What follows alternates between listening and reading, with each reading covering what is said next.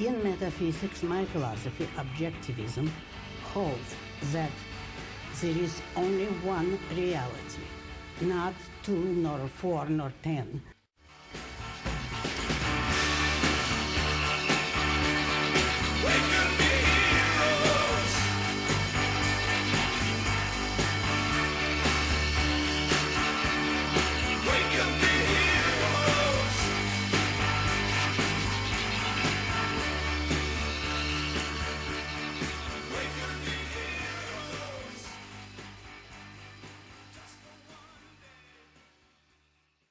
Hey everyone, and welcome to reality. It's been a while since we had an episode, but with the coronavirus going out now, we've had a lot to say and think about these days, so we wanted to bring you a new episode. So, as you know, the COVID virus began in China, Wuhan province. We all know that, and obviously now we have all the lockdown orders and all that going on. So maybe at the beginning, given that China is often unreliable for information like viruses or any dangerous information coming from mainland China, we could say we were unsure about what risks there was. And also, because the virus was so new, there are many unknown factors that still had to develop, and everything was just iffy. And perhaps lockdowns and all that were fine at the beginning, but we can sidebar that discussion for now. And we're going to be focusing on today in May, what we know now and how things have progressed, how we're going to move forward, and what the government should be doing differently or what individuals should be doing differently. William, do you have anything to add onto that? Yeah, I just want to say that in the beginning, I agree, it looked pretty bad coming from China, and we weren't sure what to think of it. But over time, I think we've learned more about the virus and how deadly it actually is, and we've learned how to mitigate the risks of it spreading further and killing more people. And I think it's time, and I think a lot of people agree, since there's all these protests and business owners fighting to reopen. I think a lot of people agree that these lockdowns need to end, and it's time to get back to some sort of normalcy, especially since this emergency has basically crippled the economy. And the economy is the lifeblood of a nation, so we need to get back to work. And perhaps we should discuss a couple examples of the leaders in this Get Back to Work movement. Well, the first one that I became aware of was Shelley Luther, who's a salon owner in Texas. She owns Salon a la Mode, and she went back to work in violation of county orders and was actually arrested. And so this is a famous example, and I'm sure a lot of people know about it. And a lot of people came to her defense. And the Lieutenant Governor of Texas, Dan Patrick, actually paid her fines to help her with the costs of civil disobedience. And she actually opened up a GoFundMe account and received $500,000 from supporters. So there is a lot of movement in this country to end the lockdown. And I understand you admired Elon Musk for doing something similar. Yeah, with Elon Musk, I'm sure many people have heard of it since he's such a public figure. Alameda County, which is where one of his Tesla factories are, they didn't want to let him reopen to produce more Tesla cars. And Elon Musk has been very unhappy about everything going on as far as lockdowns are concerned. In one of his recent calls to, I guess it was stock owners for Tesla, he was he went on briefly about saying that it's fascism in the U.S. to lock people down or to even threaten them with arrest for any kind of just making their own choices. And he wanted people. I know he stated before that he's fine if other people stay home and whatnot or however they feel, but it shouldn't be up to the government to make that decision. That he wants people to have free choice, and he flat out stated that he wants to give Americans back their goddamn freedom. That's the way he phrased it. And I don't think it's just a lot of people I've heard have thought he was doing that just because he's a rich billionaire. He just doesn't care about the people, but he actually has a principled reason to stand against it. That he actually wants people to have their rights. And that's really the main thing he's been doing. And anyway, recently California was going to let him reopen his factory, but at least in general, but the counties could overrule that. And the county he was in, they wouldn't let him open. And so he said he would defy the law and just open up anyway, and they can arrest him if they wanted, but he was going to open up. And he flat out, and he did open, and it's all okay now, but it's kind of that the county gave in to him rather than him giving in to the county. Right. And one thing I will add about Elon Musk is that it's important for people of his stature in society to disobey bad laws or bad arbitrary orders from regulators and politicians, because he has the power. He's a leader, right? He's a very successful innovator and businessman. People look up to him. He has a lot of followers and admirers and fans. And when he can lead and become a leader like this, then others will follow and we'll have a sort of march back to freedom. So it's important for him especially to do something like this. If you or I or just a small business owner like Shelley Luther did something, it just makes a tiny little wave or crack in the foundation of the establishment. But when Elon Musk does it, it has the potential of crumbling the system, and shattering these draconian rules. Yeah. I really think that civil disobedience is a really American thing to do and really part of American culture all the way since the beginning of the Revolutionary War, of course. And whatever political position you have, anyone politically motivated in the U.S. is very outspoken, taking action, things like that. And I think it's important to have, I'm agreeing that it is important to have somebody like Elon Musk and someone in his position to take a stand, even regardless of whatever your exact position is. I think it's important to recognize that he's doing a thing that many Americans should appreciate, standing up for your beliefs in a very direct way, at least apart from the politics. You could admire that. And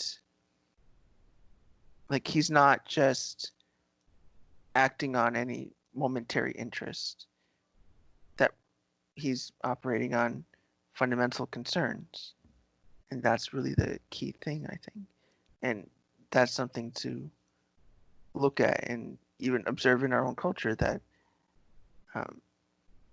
there isn't, I don't think there right now is a concern of that fascism or any overbearing controls are going to take over anytime soon, as long as there are people like Elon Musk standing up.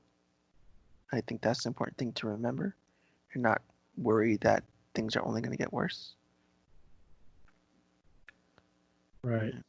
I think it's this, we can also take this opportunity to give our position on individual rights, since Elon Musk has made it an issue in this crisis.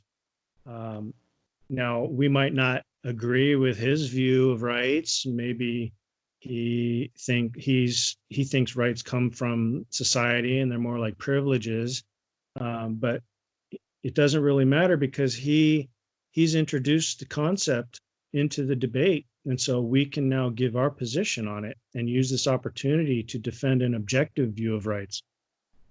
Hmm. Yeah, I mean, when we're thinking about rights in terms of how we live our lives, it's not just something that's nice to do or something that people let us do, but they're the sort of things we need to do to live our lives in the first place within society. That we have work to do, and we don't do it just to survive, but we have work to find meaning in our lives. And like we need to have meaning to survive our lives at all, to want to live. And all these different needs we have. It's not just about we like to walk around free, but we want the freedom to make our choices. And that freedom can be sometimes making an unwise decision, but we have autonomy of ourselves. That if we don't want the risk, we don't go out. That's something we can decide. And sure, there's some people that are concerned about how we impact each other, but the thing to focus on is how do we live our lives? How can we do the things that let us exist and survive and find meaning in our lives?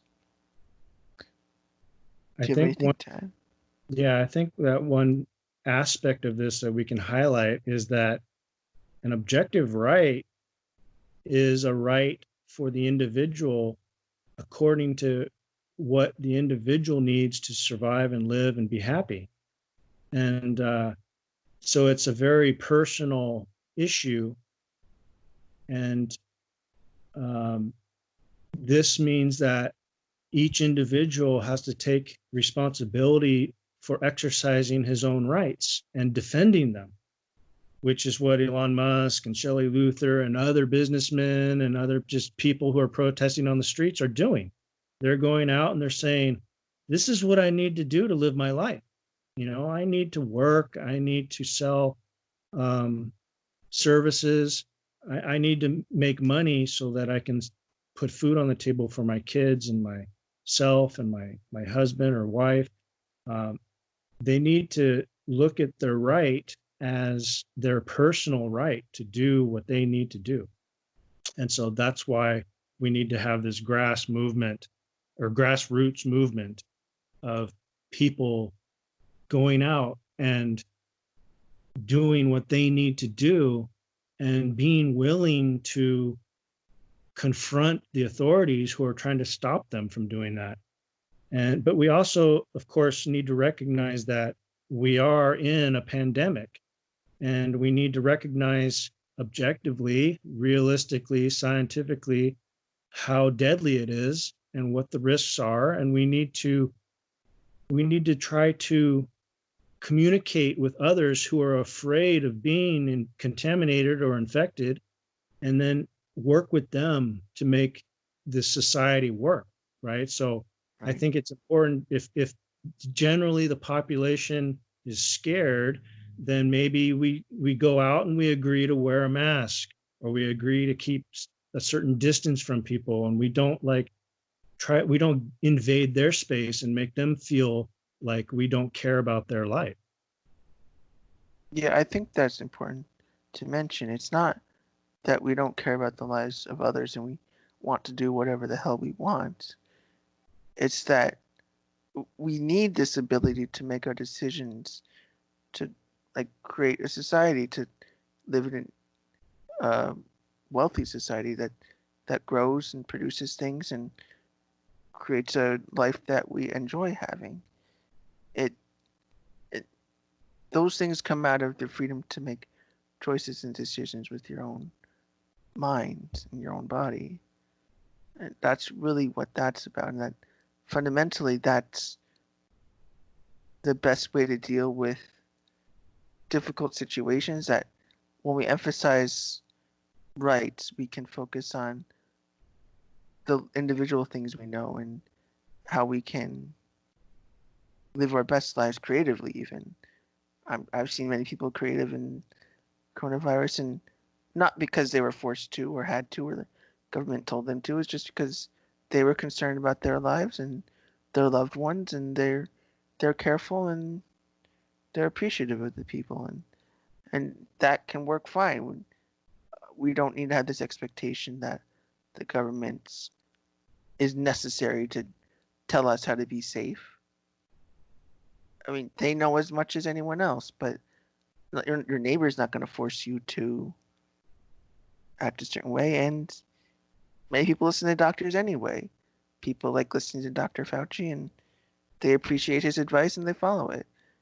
Not because he told them they have to, but because he's a smart man, and maybe you wouldn't agree with everything he says, but doctors are usually trustworthy.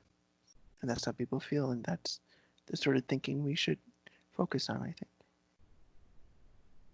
Yeah, I think everyone needs to make up their own mind about who to trust, which authorities are telling them the truth. There should be, especially in an emergency situation, you should be doing some of this yourself. Look around, see if anyone around you is sick, talk to people, see if anyone else knows anyone who's sick, and get some firsthand information, or even secondhand if you can't get it firsthand. Talk to doctors, things like that. Take it upon yourself to get educated on this situation. And I think you'll find out that what we're being told is generally true. I think that it is very deadly for older people, especially, and it's not something people can recover from easily. So there is a problem that we need to face, and it's a public health problem. So that's the context we're in, and the context we should recognize when we're dealing with other people who might complain that we're not wearing a mask. I certainly don't agree with certain people in the culture who defy people who want them to wear a mask and just say, "Oh, you're a slave of the system if you wear a mask." Well, that's not helpful. People are scared, and masks have proven to block at least spittle from coming into your face. So I think masks do serve some sort of purpose, even if they don't keep out all microbes. They do help prevent the spread. So things like that, and washing your hands and not touching your face, these are good tips that we're being given to keep us alive. And we shouldn't just flout the authorities and say, "Oh, you don't know what you're talking about." If we're going to say they don't know what they're talking about, we should back that up with evidence. And I don't think we have the evidence to say that masks don't help. I think masks do help. But one thing I want to mention about that, I agree with listening to what authority figures say. I wouldn't want to say that the way you said it made it sound like flouting laws is never a good thing, or really to be avoided, especially because we had talking about why we appreciate people who did break the law and disobey authority. Maybe it's important to mention here that, at least from my perspective, I'm not trying to come from just a right-wing or left-wing perspective here. I mean, I do appreciate civil rights protests in the 60s, or straight up civil disobedience. It's not, and I really appreciate that kind of thing, or sometimes even protests against cops. I'm not going to take any particular stand right now in this episode, but I appreciate people who even stand up to authority like cops sometimes. And maybe that's going a bit too far, but that's the perspective I'm coming from. That the concern always to me is about rights, and I'm not trying to focus on, I'm not trying to be hypocritical, or I don't want to be hypocritical about the types of things I support. I think it's critically important that when rights are being violated, that you do whatever you can to stand up to it. There's not any halfway point. Either you protect them or you let them go. There's nothing in between.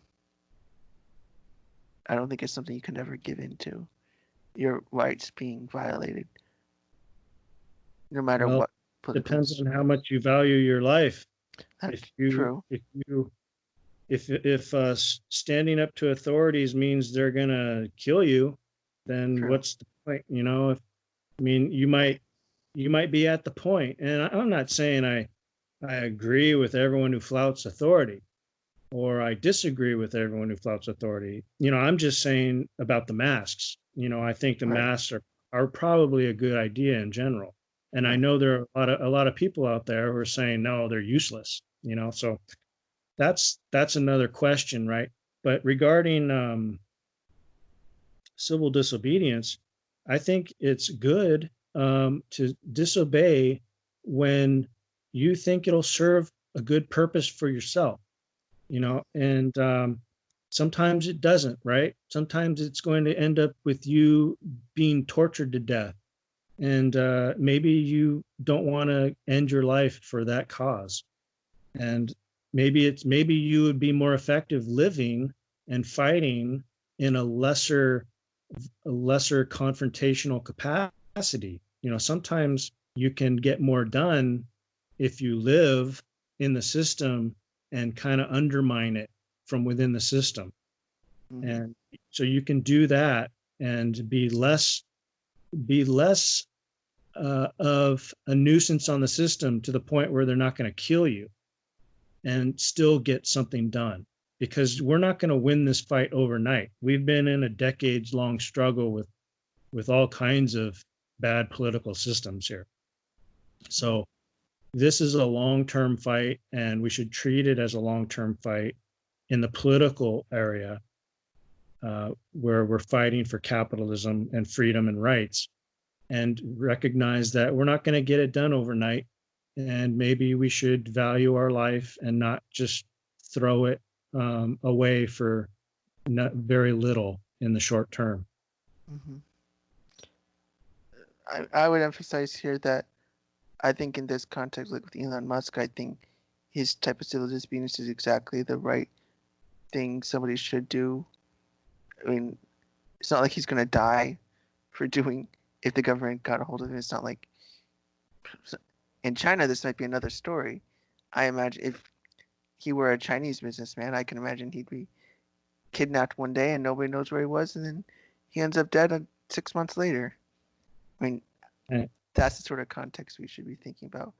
But again, that's a reason to think that we should appreciate the rights that we have in America, and that people want to defend them.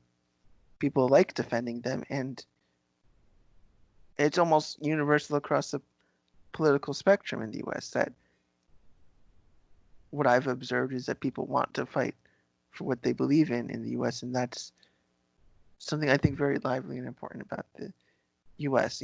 Even if it makes conflict, I'd rather have ideological conflict than outright denial of rights in our country. That's why civil disobedience can be good, because it's not overtly violent. It doesn't harm anyone except yourself, really. If you're disobeying by opening your salon, if they were wrong, the only person harmed is themselves. And that's why I think this sort of thing is especially admirable with Elon Musk and Shelley Luther, that they still respect this a free speech sort of orientation where you're not harming anyone directly, but you're making your views known. People have their opinions of you, but it creates a lively environment, I think, political environment. I think that's healthy. And that's the kind of thing we want in this society, not no hive mind, no complete collectivity. Do you have I any think I thoughts about that? yeah, I think I basically agree with you. I would quibble with one aspect of it, and that's in this context of a pandemic, you might be putting other people's lives at risk by opening a business, but that doesn't mean it's wrong to do. It just means that it's a risk that you and your employees have to take in Right. order to live your life. So I think there is an aspect to this that we should recognize and confront, and that's that this is not like slavery or Jim Crow laws. This is a virus, a viral outbreak, and it doesn't see religion or color, and it will kill indiscriminately. So we need to take measures to mitigate that risk. Mm-hmm. Yeah, I think you can discuss that and figure things out within a society without immediately going overblown to just a complete lockdown of movements and activity.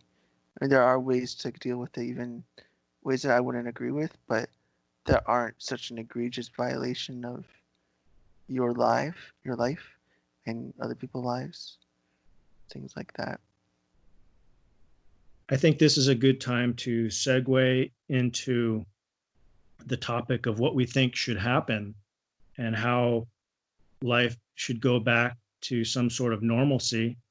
And I don't want to start as coming across as like I knew what we should have done in the beginning, because I don't. I'm not an expert on health crises, and I understand that hindsight is 2020. So I'm not criticizing what was done. I'm just offering my view now of what I think would be a good idea to do in this current situation as we stand now.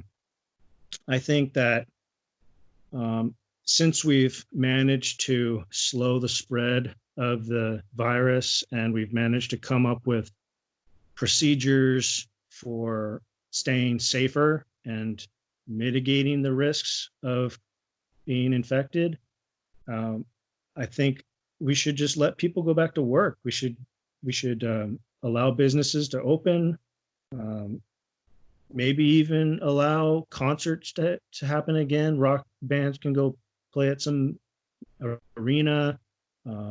We can have movie theaters packed. I don't know what the rules might be, but I think it's time to get back to the normalcy that we had before. Now, one way to help people who are still afraid of getting infected would be to identify high-risk professions like service industries, where the servers come in contact with all kinds of different people, like in restaurants. And obviously you can't be wearing a mask while you're eating at a sit-down restaurant. So that would be a high-risk profession, for example. And if people are afraid to go back to that type of work, I think the government should offer them unemployment insurance for a limited time, say a few months, or maybe even up to a year, or whatever it takes to make the situation good for them to go back to work. And the reason why I suggest that, even though I'm against government welfare programs, is that the government has a monopoly on unemployment insurance. So the insurance would have to come from the government. That's just the world we live in. So I was curious what you would think of that. I think of something along very similar lines. I would, rather than an unemployment insurance, I would go for a universal income where it doesn't really depend on a bureaucracy to dole that out to different people. Maybe for a limited time, for maybe say 6 months. Every month, people get some money, and for the same reason you're saying, because like the government has a monopoly on at least unemployment insurance, so it can be something that offsets any economic hardship caused or related to what the government has done. I mean, after all, the government is also the one imposing the lockdown, so they would kind of making up for damage that they caused. So I think that also justifies them providing money. It's also the reality of the world we live in. I mean, the government does have control of those things, so you just make use of it as the best way you can and justify it too, I think is. Yeah, so universal income. universal basic income, that is, I think would be very beneficial. Well, the reason I would argue for a limited type of welfare program is because there are a lot of wealthy people in the country who wouldn't need it, and Right. I don't think they should take it. I think they should recognize that we're dealing with a crisis here, and this isn't a normal situation where the government's just giving back money to people. Right. The government is giving people should be giving money to specific people who actually need it to survive, right? Mm. And so that would be on an individual basis. I think you would need to submit an application for the benefits you need, and then I think there should be any sort of restrictions on the application should be pretty much lifted, except to check to see if you're an actual citizen or whatever. Mm.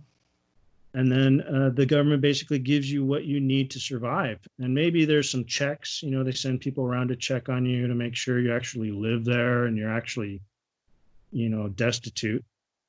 So that would be my argument for limiting it to, a more targeted sort of welfare program.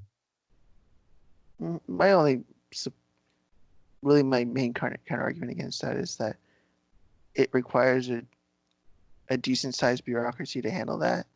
And I think inevitably a bureaucracy is unable to handle welfare type issues or even checking if people actually live somewhere. I don't think that's actually, I think that's a greater cost than anything, that you're adding more cost beyond what you even wanted to by providing welfare. It's more of a technical policy argument. I think in principle, I think you're correct, but I just disagree with the specific policy. And I would like to talk about it some other time. Like, I really like UBI as a concept, for similar reasons that we've been just discussing now, but I think that'd be actually pretty interesting to talk about some other time. Yeah, and even though I'm against UBI, I see you. I think you brought up a valid um, argument in that there's a cost issue to consider. So yeah, if it's more expensive to do it my way, then maybe universal income would be better. Although, how would you deal with people who can't get by with the universal income amount, who need more? I mean, I could see maybe in pandemic situations you could supplement it like this, and that's kind of what we've been going on about, just how to deal with this specific hardship. And I don't really have an answer to that right now. The best I can say moving forward is that the objective is to have businesses open normally, at least on their own terms.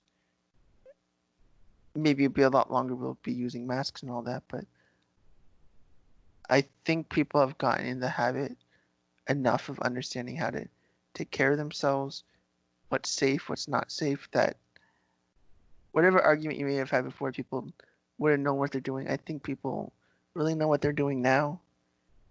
And we just accept that and hope people are decent people and support each other and don't take needless risks about contaminating oneself. And I think everything should be okay as long as people think in those terms. Thank you, Lev, and thanks to everyone for listening. That will wrap up the dialogue portion of the show. I want to conclude with a few brief remarks on my view of civil disobedience. I think civil disobedience is important, obviously, for when your rights are being violated and there's no other recourse available to you. But it's important to remember that your actions can affect other people. So you should expect that the authorities will do everything in their power to stop you from disobeying, and that includes trying to harm your friends or your family, or to smear you in the media. They'll probably try to do a lot of things to you. So that's why it's really hard to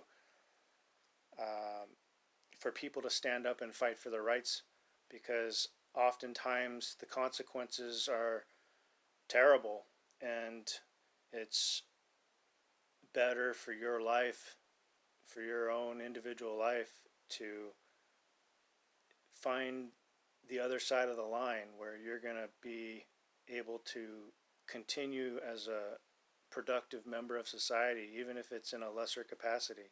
But of course, if your life, is basically over because of the lockdown measures and government overreach into your business, then you have to do what you have to do in order to try to get out of that situation. And hopefully you surround yourself with good friends and good fighters who will stand by your side, because that's very important when the government comes after you.